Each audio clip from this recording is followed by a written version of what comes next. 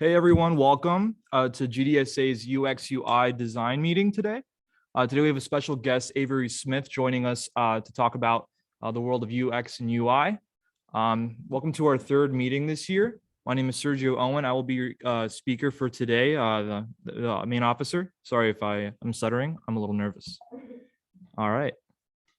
Please sign into the Google form online or in person so we can get points for today's meeting. And if you're having trouble, feel free to ask on the chat as we have moderators, other officers from the club helping out, assisting as they can. And these are all the events that we're going to be having for the next coming weeks. Please feel free to come. We'll have some will be in person, some will be online as well. So we'll post that on our Instagram as well. Become a member. It's $25 per semester and $40 per the year. Yada, yada, yada. We've been going through this the entire time on all our meetings, but please feel free to screenshot this or visit us or talk to us if you have any questions about it as well. Now, please give a warm welcome to our guest speaker, Avery Smith. He is the design director at Intrepid Network. He's a holistic, multidisciplinary designer, creating thoughtful branding and interface solutions, and he's also a native Floridian, but he is from UF, so I don't know too much about that, Avery. But if Avery, you want to go take it away, you're more than welcome. Give a warm clap. Awesome, thank you. Thank you, everyone. Thank you, Sergio. Appreciate the intro. So let's see. I will start my screen share. It says the host disabled screen participants for. Got you. Oh. One quick second, sorry. Okay, so go to the Zoom. And then No, I know. Okay. Yes. Okay, you should be good. Okay.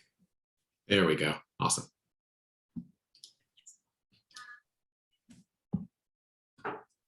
All righty. Once again, thank you, everyone. Hello. I appreciate you having me, GDSA. It's an honor being here talking with you all. And thank you, Sergio Owen, for reaching out to me. My name is Avery Smith. My pronouns are he, him, and his. I work as a software designer at a company called Intrepid Networks. My official title is design director. My day-to-day responsibilities are leading the UI UX design team, product management, and product branding decisions for both web and mobile software. A little bit about me. Outside of my full-time job, I'm one of the admins for the Orlando Designer Slack community. I'm a former vice president of the AIJ Orlando, where I led initiatives to connect design and the community. So I'm very familiar with Victor, as I'm sure a lot of you are. On the side, I also do freelance branding and UI UX design projects, just for fun. A bit more about my background. I have been a graphic designer for 15 years and have specialized in UI UX for about 10 of those years.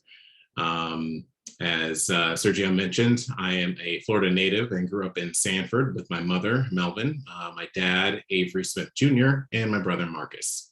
I have a BFA in graphic design from UF, graduated in 2006. I was drawn towards the visual arts at a young age through comic books and animation, mostly of the Teenage Mutant Ninja Turtles variety, but also Voltron and Thundercats and whatnot. I enjoy biking around town. My partner is named Naomi Barassa, and she's a yoga instructor and a counselor, and I'm the proud father of an orange tabby cat named Mango.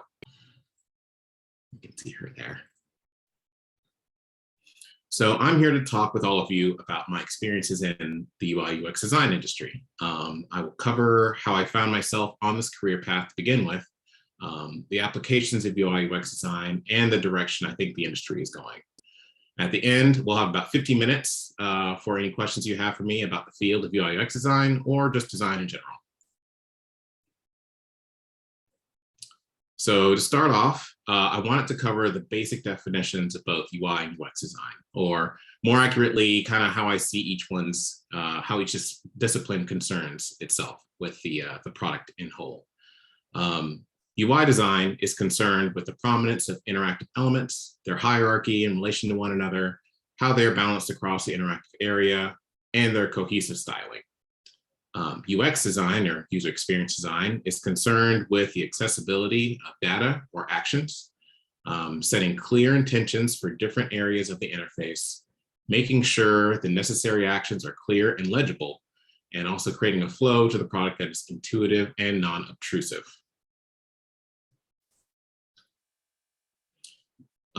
Before I get into how I found my career path, I'd like to kick things off just with a couple questions for everyone to think about. So I want you to think about, when did you first learn about the UI UX design as a career path? Like, when did you first realize that that is like a possibility and you can actually earn money doing this thing? Were you in middle school, high school, college? Who or what were the people that introduced you to this career path?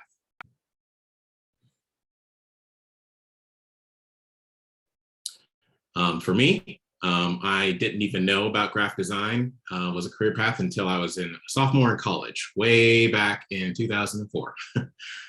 This is a picture of me back, I think in 2010, actually, complete with dreadlocks, visiting the BFA design studio with my professor, Maria Regal.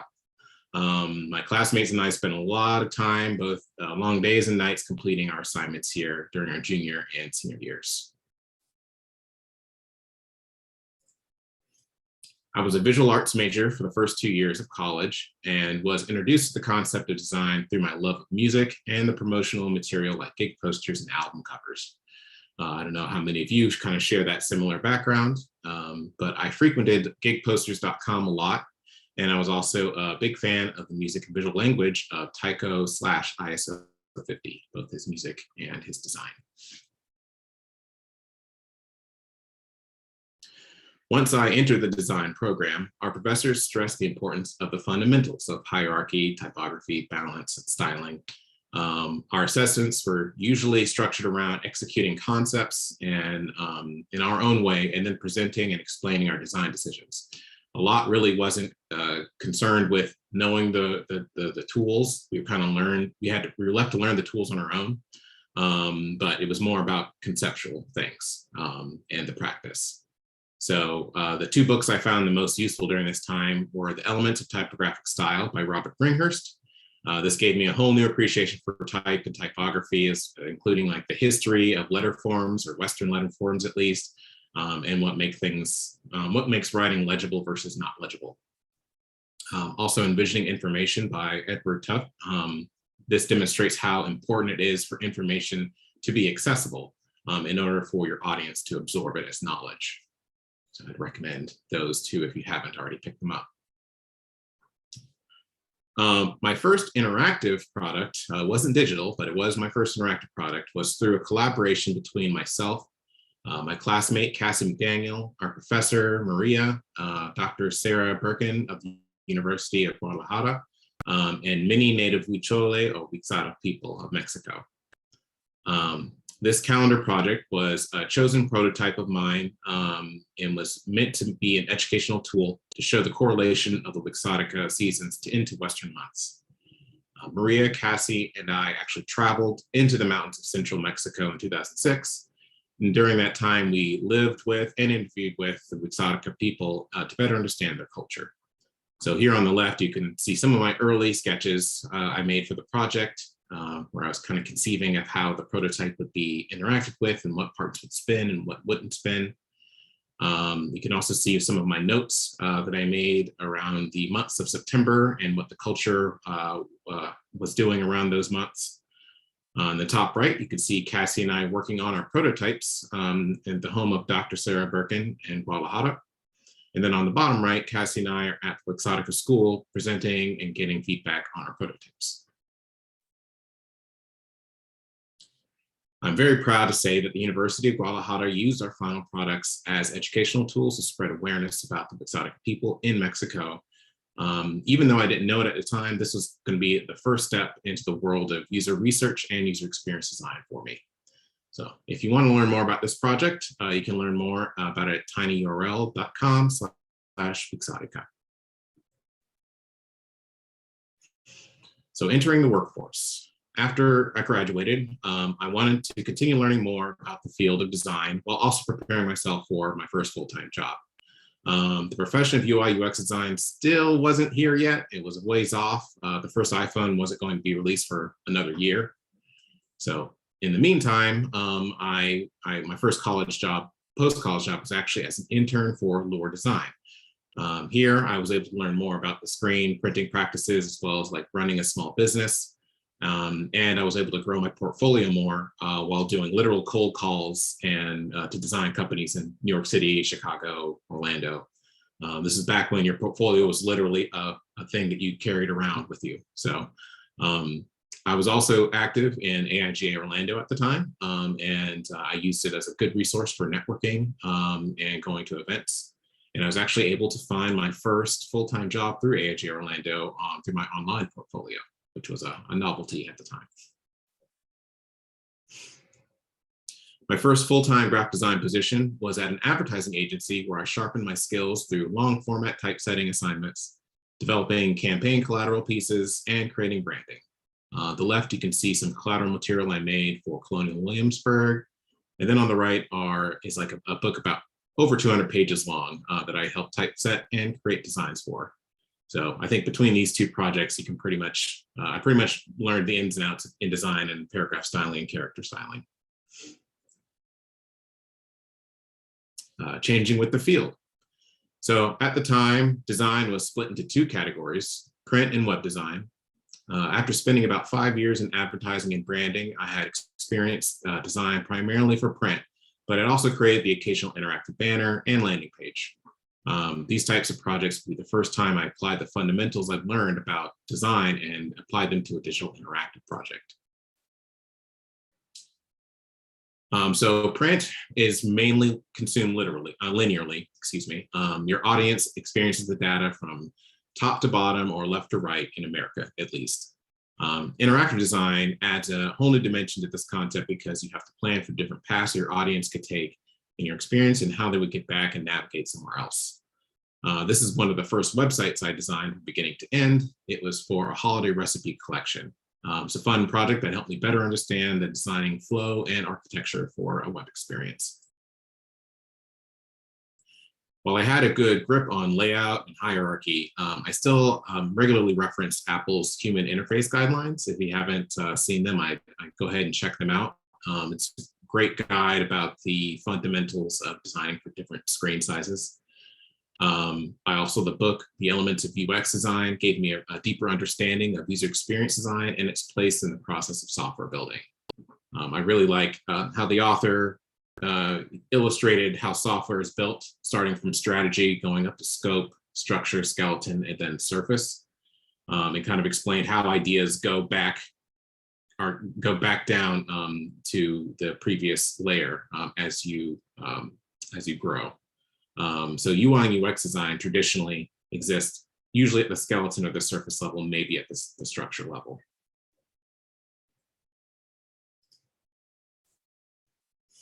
In 2011, I was fortunate to land a position at a software startup through connections made in advertising. The design team was less than 5 people. The whole team was less than 5 people, and I was the sole designer.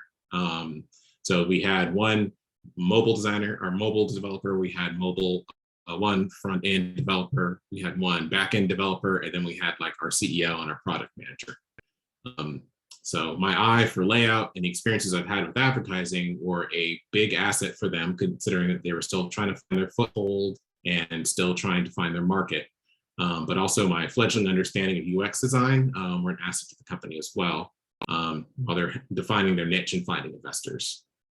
So here you can see some early web and mobile wireframes that I created for our company, as well as an early version of the logo. I continue to grow my understandings of UI and UX design under the product owner and through continued education. I wasn't expected to code, but I was incentivized and given time to take classes and workshops to better understand HTML and CSS. I don't know if any of you remember Code School in Orlando, but I took all their HTML, CSS, SAS classes, just so I can better understand the language of styling when talking to a developer. And just kind of having that shared language helps communicate things like padding, margins, that kind of stuff. So here's what our product looks like today, along with our updated logo. So you see, we've kind of come a long way styling wise. Before diving into how to utilize interface and experience design, I was wanting to pose a question to the group. Has this ever been you? You need to find a setting on application or a feature that you know should be there. In fact, you're pretty sure you've used it before, but for some reason you can't find it. Maybe it's a security feature, maybe it's an account setting, or maybe it's even the option to opt out or cancel your subscription if you need.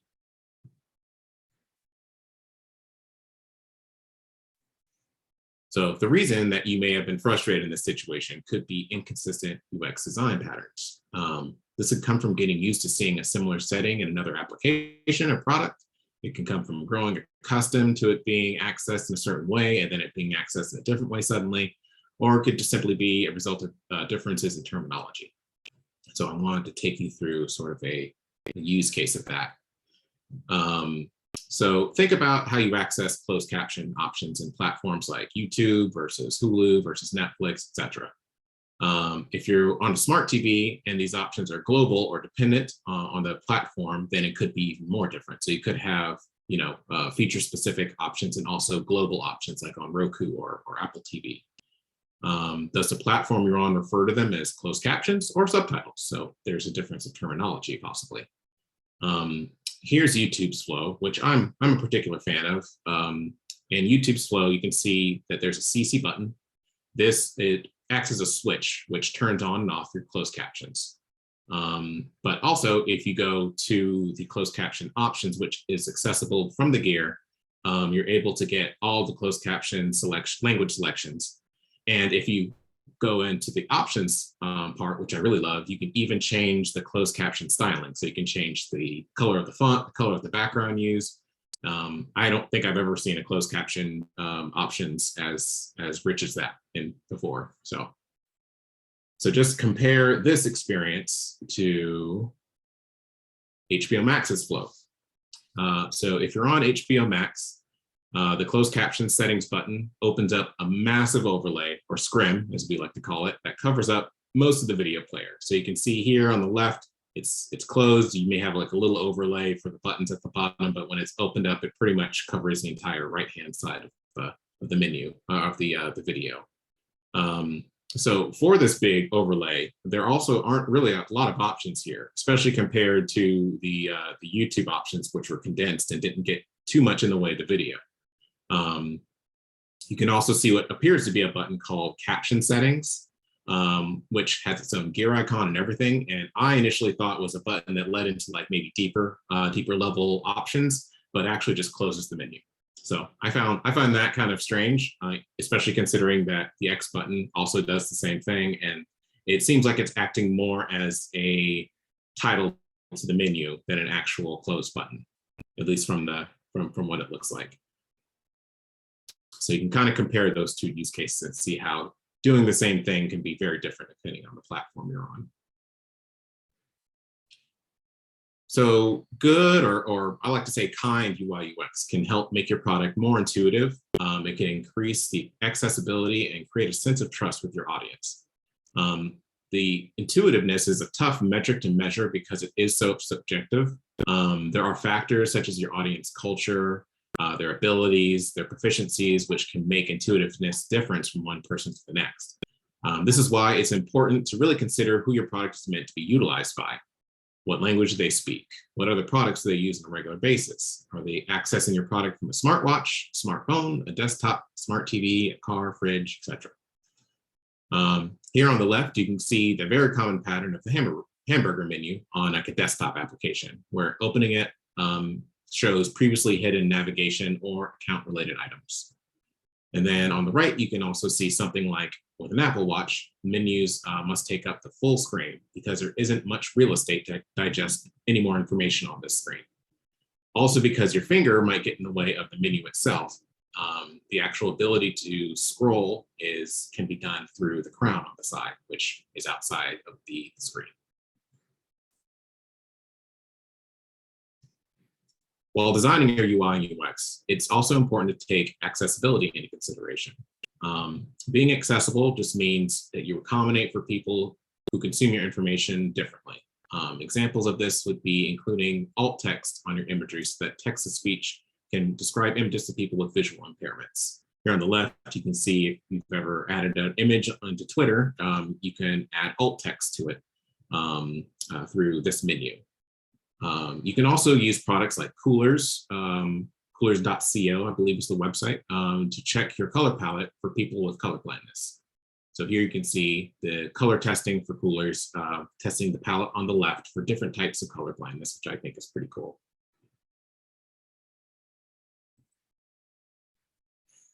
So for wearable and mobile platforms, you can incorporate haptic feedback instead of purely relying on visual or audio feedback. If your audience consistently feels like you're designing for their unique experiences, they will develop an authentic trust for you and your products and ultimately your brand.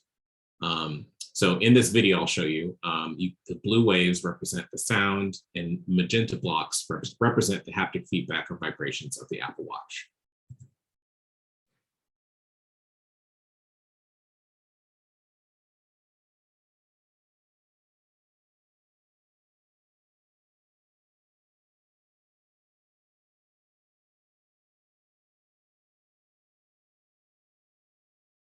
So here, yeah, you can see how the vibrations and haptic feedback are specific to the different notifications and have their own unique feedback.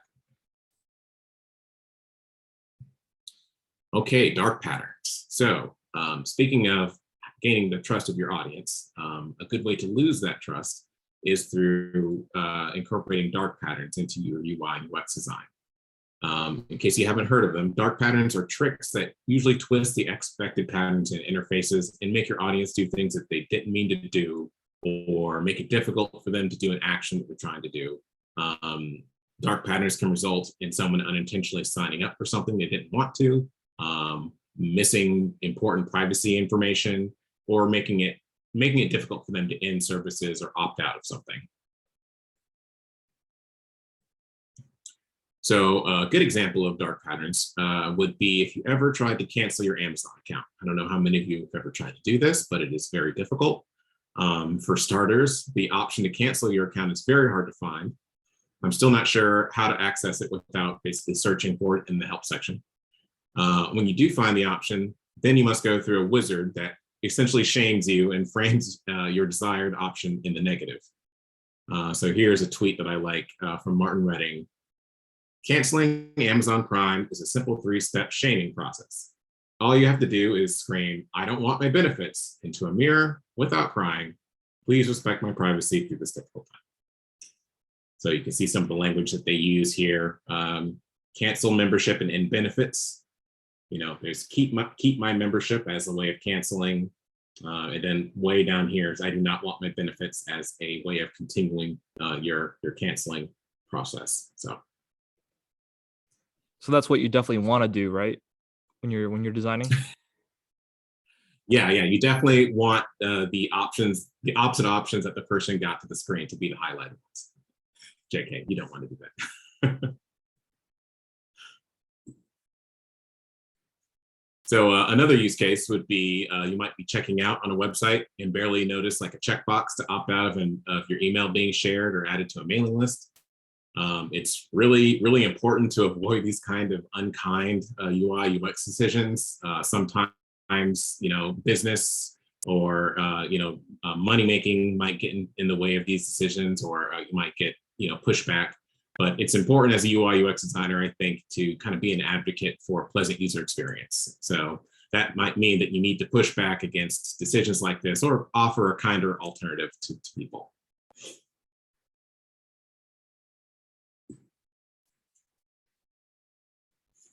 So before I go into what I think the direction of UI UX design is headed, I had some fish food for thought. So think about some things that have been called smart in the past. So it had like the smart prefix, and I don't think smart water or smart cars count because that's a branding thing. What are some things that have had that smart prefix, but they don't need that prefix anymore because the smart part is now expected? So whereas we might have called them smartphones, they're now just phones. Smart watches, they're now just watches. Other examples that might soon lose the smart prefix are smart fridges, smart cameras, smart security, smart AC, the list can continue.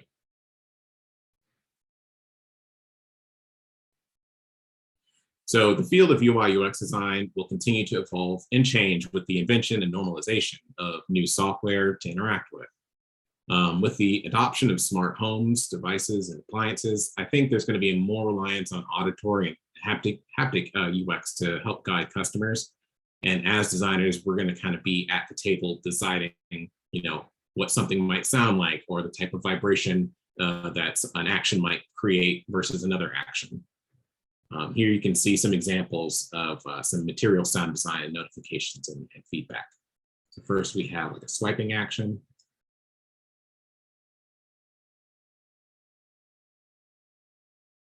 Here we have a switch action.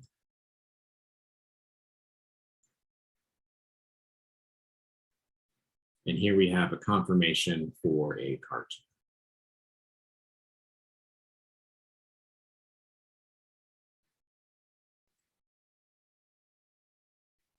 Also, I think that designing for small screens is going to continue to be best practice. For the simple reason that designing a surface that's small is easier to scale up than it is to first design an unabridged UX and then scale it down.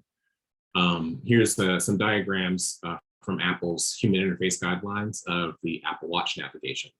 A parent page is broken into digestible data or interactions in the form of child pages. So when you're in these child pages, your customer's attention is focused on a single activity or data point so that they're not overwhelmed on such a small screen.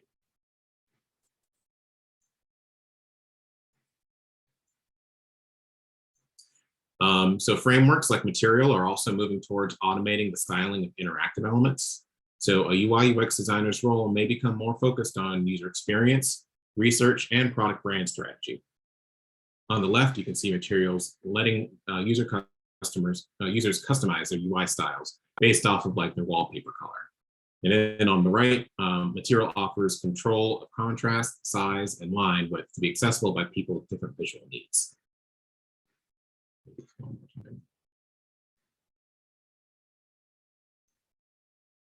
See the thickness and the contrast is increasing depending on possible visual needs.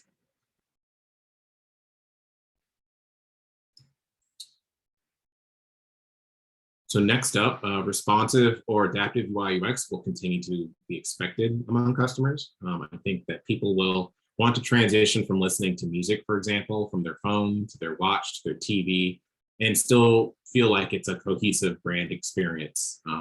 This means that a designer's role might become more involved in the strategy of deciding what the breakpoints will be instead of designing specifically for each one. So either way, I'm excited about how the UI UX design will continue to grow and change as technology changes. So lastly, I'd like to share some resources and recommendations that I find helpful. First and foremost, the Orlando Designer Slack community. My fellow admins and I ensure that we provide a space where you can share resources, keep up with the upcoming events, and post and find jobs with the rest of the design community. So please pay us a visit at orlandodesigners.info and learn more. I love Maurice Cherry's podcast, Revision Path. Listening to it is very inspirational. He interviews with Black leaders in the tech and design industry, and usually at pretty big companies like Dropbox and MailChimp too. So to find out more, visit revisionpath.com. On the subject of podcasts, if you enjoy the subtleties of UI UX design decisions and how to superpower your design workflow, Design Details is a great podcast for you. One of the latest ones that I listened to was about the changing of the Twitter button from being outlined to not being outlined. So little details like that and why the decision was made to change. If you enjoy that kind of stuff, you can find it at designdetails.fm. Also, Gary Tan's thoughts about being an entrepreneur and ways to continue to grow as a leader through your career. I enjoy listening to this. If you feel free to visit his YouTube channel if you like. You want to listen to some basically leadership inspiration in general. So I wanted to thank GDSA and Sergio again for letting me talk with you today. You can find me through my website at asmith3.com, my LinkedIn, or on the Orlando Designer Slack community. So I'd love to spend the rest of the time answering any questions you might have for me.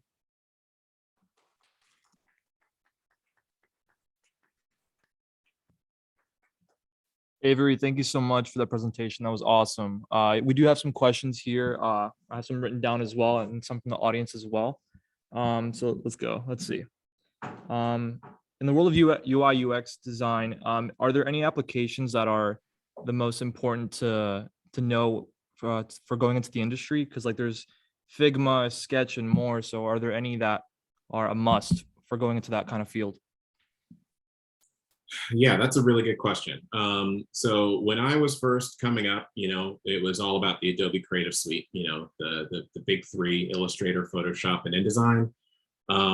As I've been in the UI UX field for a while, I find that I use InDesign almost never these days. I still open up Illustrator for maybe branding work or icon work, and Photoshop for any kind of photo manipulation I might do. But for UI UX specifically, I would say that Figma is kind of my favorite right now. I used to be Sketch for the longest time, and I took my sweet time transitioning into Figma. But I'd say Sketch, you need another product to do any kind of intense or in-depth prototyping. So Sketch and InVision was kind of my go-to. Sketch for designing and then InVision for the prototyping. But with Figma, it's like a one-stop shop. You can design, you can share your prototypes all in the same places, and it's really good for getting collaborative feedback from people.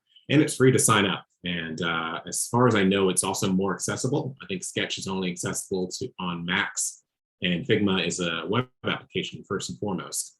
So it's accessible for people on different platforms. And they do have a downloadable version if you want to use kind of a more encapsulated version as well. Cool. Yes. Sorry. While we're getting some people to answer asking questions, I have another one right here.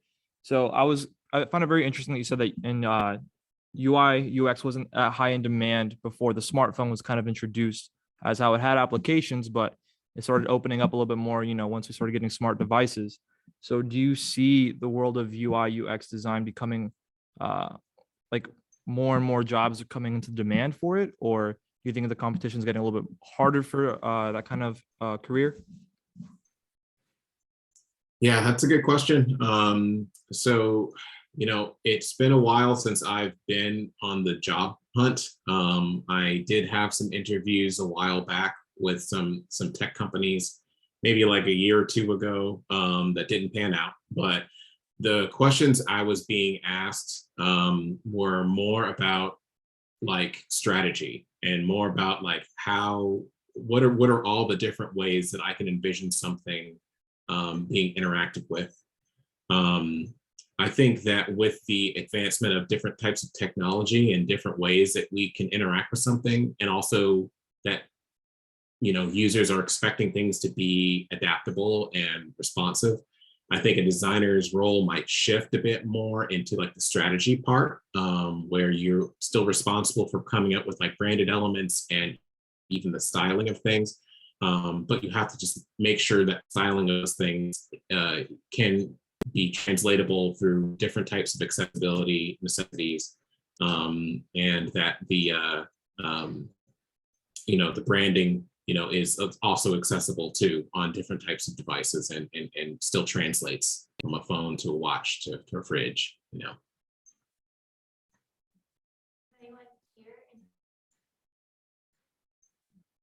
So did you ever envision yourself in the UX field, or what was the main appeal that got you towards an UX towards any other field in design?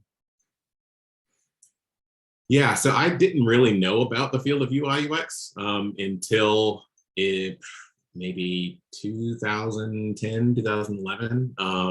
Like at that time, it was still called print and web design. So it was more about like, was I interested in doing like web design? And I'd say I was kind of hesitant because I was, definitely brought up doing just like old school branding and screen printing and stuff like that. So I didn't really understand what like digital interactive stuff was. It helped me to bridge the gap by like really understanding what the difference between UI and UX was.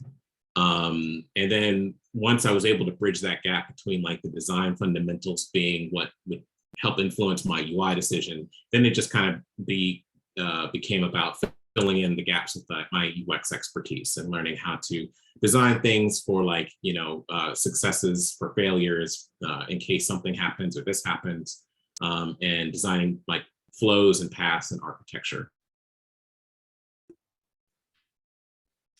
I had another question. Oh, So you mentioned learning like HTML, CSS and stuff. you want to just type Yeah, it? I can type I'm it kidding. so that way we're not echoing. Oh yeah, go up to Sergio. Come on down. Sorry, we're having some feedback issues over here. Oh, no worries. You mentioned doing some classes on HTML and CSS just to like be able to communicate with developers a little bit better. Since then in your career, have you dove farther into development, and like has that been an asset for you in your UI UX career? So since I've been doing UI UX, I have like done like small projects, like just personal projects. Like I designed, or I should say I coded my first portfolio website just as like a project of testing what I learned at code school.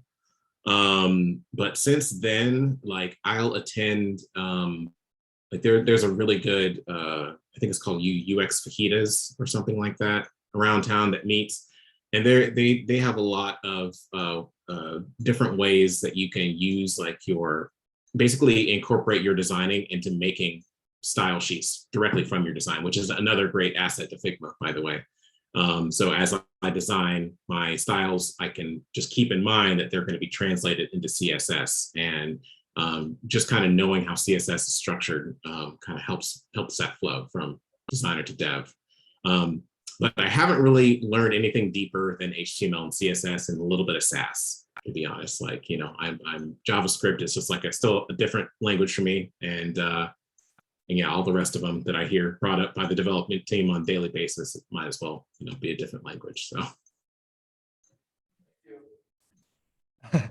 He said thank you. But we have a question from our Vice President Ari. They asked, do you approach UX UI projects differently than regular design work? Not really. I think the way that I approach both of them starts with understanding the user, the customer, your audience, whatever you want to call it, understanding what their needs really are.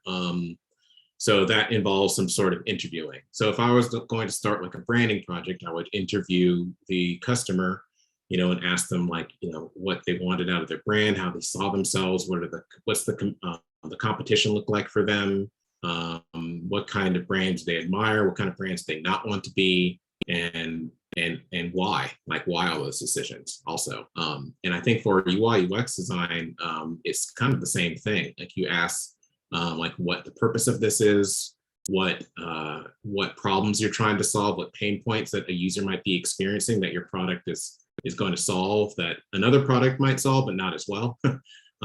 So yeah, a lot of it comes down to like just getting your user or your customer research up front.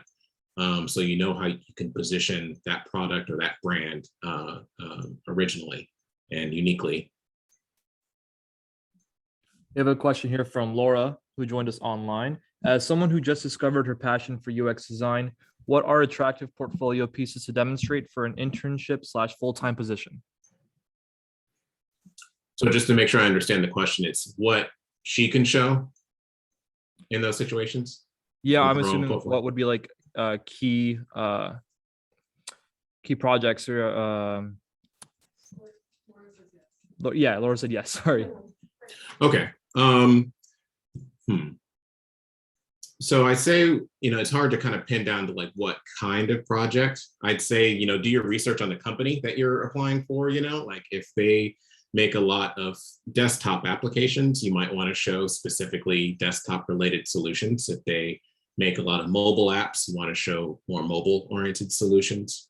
And if they do both, you might show both. I think maybe one thing to consider is like, what level you're maybe applying for. Are you going to be expected to be more of like an IC, an independent contractor? Are you kind of going to be more of like a beginning or mid-level designer, or are you going to be expected to be more of like a manager? Because depending on the answer to that question, you might be expected to do more strategy thinking, kind of like in the elements of UX design. On that page, you might be expected to do more thinking on like the foundational level of a product versus if you're in the mid or early stages of UI UX design, you might be just expected to do like the very top, like just the coding on the top of that layer. Does that make sense? Yeah, for sure. It does. All right, and let's see. How would you describe working as a designer with web designers? How would I describe working? Could you say that one more time? Someone asked, how would you describe working as a designer with web designers? Like people coding. Oh, I see. Gotcha. It's been interesting. I'd say that I was outnumbered for a good chunk of the time at my current job, like meaning that I was the sole designer where I saw like, the developers grow and grow. We got like 2 front-end developers and then 3 mobile developers and then back-end developers and things like that. So, it got kind of lonely because, there was no one that got my type jokes. There was no one to kind of talk about the latest UI UX trends with. So I just kind of had to bring that to the table and try to get like, the people that were coding kind of excited about these things, excited about making style guides. There are benefits of things like cohesive style, not just from like a visual standpoint, but also from a development standpoint, because the more cohesive and consistent things are, the easier that they are to maintain on the coding side as well. So kind of being able to meet people halfway and understand, what the mutual benefits of something was very beneficial. But I'll say, for a while when I was the lone designer before I expanded the design team, going to more like UI UX centered events like Dux or DUX was helpful. Also AIG Orlando provided like, a really nice community to be a part of during that time. So,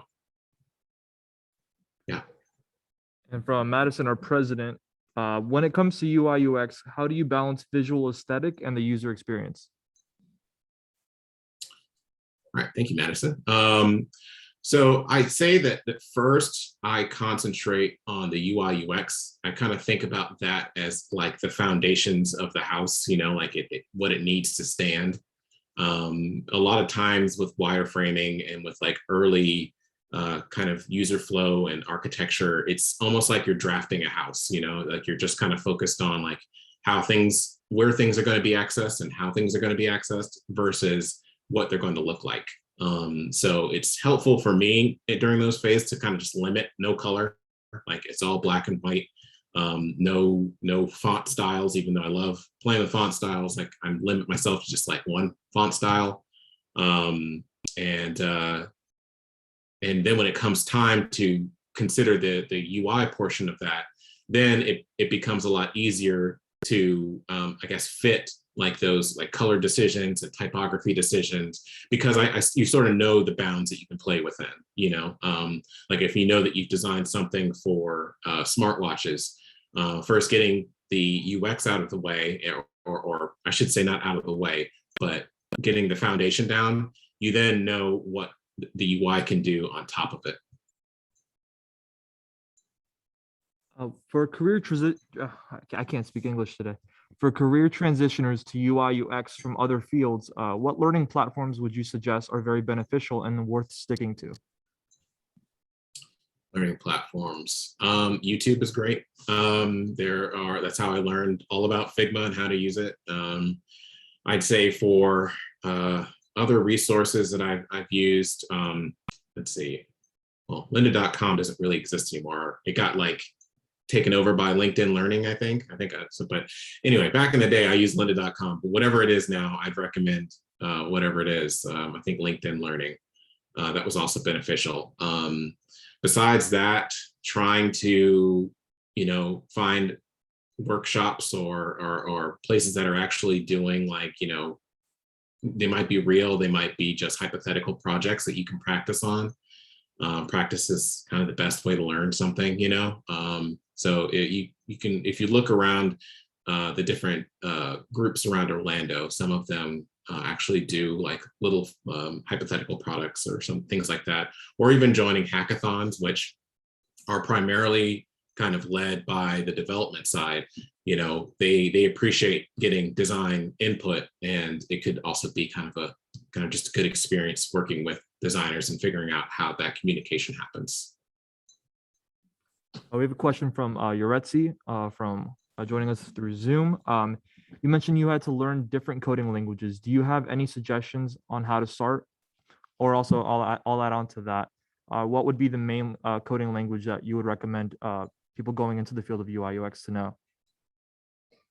I would say the basics are just HTML and CSS, and then make sure you're learning, the latest version of those, because just like with everything, it's constantly being updated, and the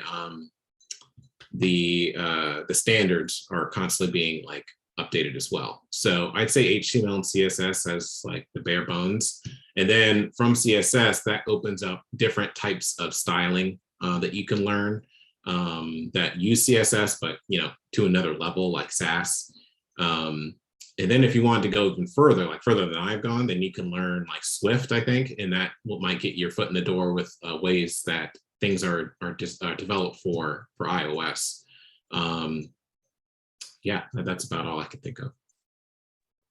And we got two last questions. So where do you see yourself in 5 years? And then also, where do you see the world of UI UX going? 5 years. So in 5 years, I hope to have my own business going by then, actually. I love doing branding and UI UX design so much that I kind of want to make a business out of it. I'm starting off just taking in freelance projects every now and again while learning on my full-time job. But yeah, ultimately I want to learn more about like product management and user research and analytics and things like that would help me elevate me out of the day-to-day design decisions and more about the product managing decisions. And what was the second part of the question? Sorry, say again? What was the second part of the question? Oh, sorry. where do you see UI UX design in the future? Oh, so I think I see UI UX design, or at least the role that a designer plays, maybe less in the specifics of designing something, like literally telling a developer how big something should be or how many pixels it should be or the font size, and maybe more designing the experience around those items, like I showed you with material and their kind of automated styling and things like that. If that were to kind of become the norm, then I see like UI and UX design, or UX design more specifically, being more about like the strategy of why something should look a certain way, or why breakpoint should be at a certain size, and less about what those things should look like at those specific breakpoints or specific sizes. I also think that like, oh, I'm sorry. No, sorry, I didn't interrupt. Continue. Oh, no worries. I was also going to say, I think that, when you think about, VR and AR, different ways that you experience products also is going to weigh into that. So like haptic feedback, with VR and things like that. There's also sound design of like where something sounds like it's coming from. So I think it might move away from just purely visual and move more into like different senses. And we have one last question from our president, Madison. Hey Avery, we know that you're really active in the Orlando community and as like having Orlando designers, the Slack. How important do you think it is to involve yourself in your local community as a designer, like pro bono work and just making those connections? Yeah, that's a great question, Madison. So for me, it was super important and for a couple of reasons. When I was just out of college, it was super important for me to remain active in my community, to grow my portfolio, because when I just graduated, all I had was student work, you know? So finding pro bono work, going out into my community to maybe, you know, organizations that I believed in, their mission, and just kind of asking, like, you know, how I could help them with my design skills was a great way of growing my portfolio. And then also being a part of communities like AIGA, Do UX, Orlando Designers. You know, you never know what connection might lead you to another connection and take you to your next career opportunity. So yeah, I would say it's very important to interact with the community in that way. And I think doing pro bono work, and especially doing pro bono work that you believe in, can land you kind of in the right place that you can be discovered and hopefully, you know, do what you love. Oh, awesome. Thank you so much. Thank you Yeah, so my much, pleasure. Avery. I think this will conclude our meeting, but I just want to say thank you again from GDSA. I don't know if you can see everyone on the. Oh, there we go. It's kind of wonky. There it is. They're all waving. Hey, everybody. Thank you so much for speaking at our event. Thank you to everyone who showed up today. Hope you guys have a great rest of your day. And please, you know, follow us on Instagram and Facebook, all our social platforms, and Avery as well. And we'll be posting dates for future events soon. Awesome. Thank you, everybody. Thanks for having me. Bye. Bye, guys. Bye. Bye.